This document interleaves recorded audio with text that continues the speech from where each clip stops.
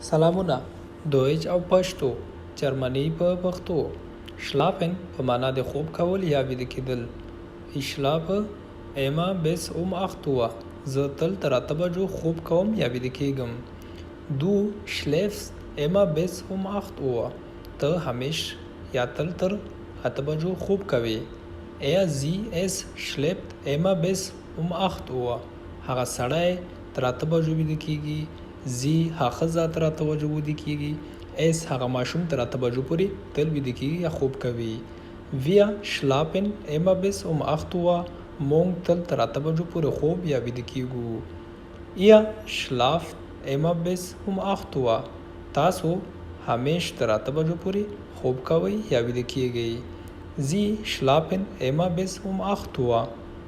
هغه محترم لپاره هغه سړی که ښځه وي هغه تر 8 بجو پورې خوب کوي یا ویده کېږي.